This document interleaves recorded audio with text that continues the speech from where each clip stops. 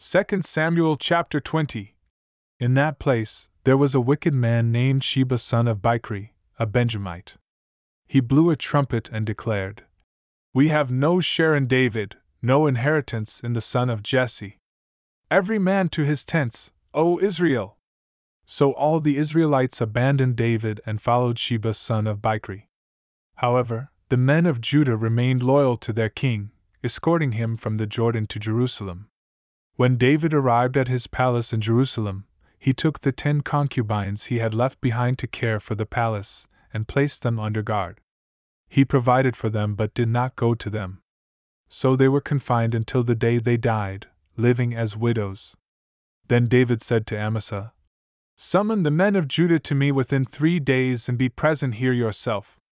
So Amasa went to summon the men of Judah, but he took longer than the time David had set for him. David said to Abishai, "Sheba son of Bichri will cause us more trouble than Absalom did. Take your lord's servants and pursue him, or he will find fortified cities and elude us." So Joab's men, the Cherethites, Pelethites, and all the mighty warriors, marched out of Jerusalem to pursue Sheba son of Bichri. When they were near the great stone in Gibeon, Amasa came to meet them. Joab was wearing his military uniform and strapped on it, over his clothes, a belt with a dagger in its sheath. As he stepped forward, it fell out. Joab said to Amasa, "How are you, my brother?" And he took Amasa's beard with his right hand to kiss him. Amasa wasn't on guard against the dagger in Joab's hand, and Joab stabbed him in the abdomen, and his entrails spilled out on the ground. Joab did not stab him again, and Amasa died.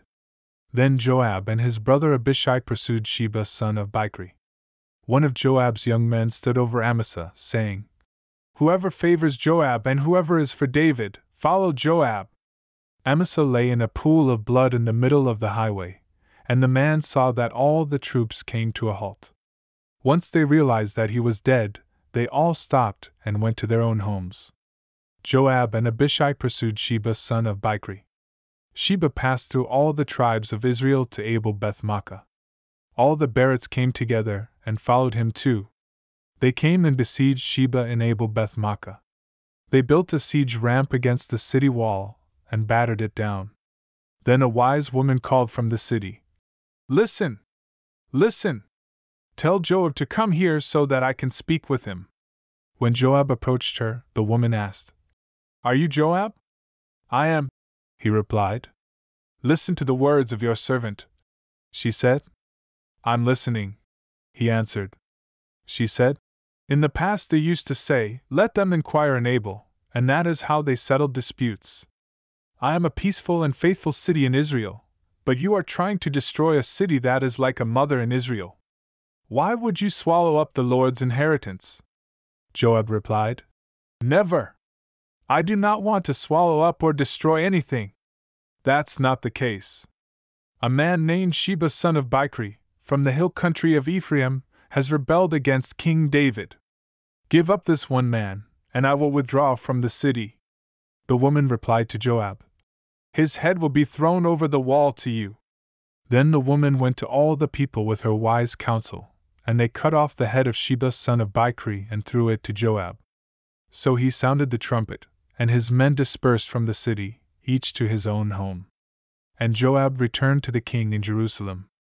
Now Joab was over the entire army of Israel. Benaiah son of Jehoiada was over the Cherethites and Pelethites. Adoram was in charge of forced labor.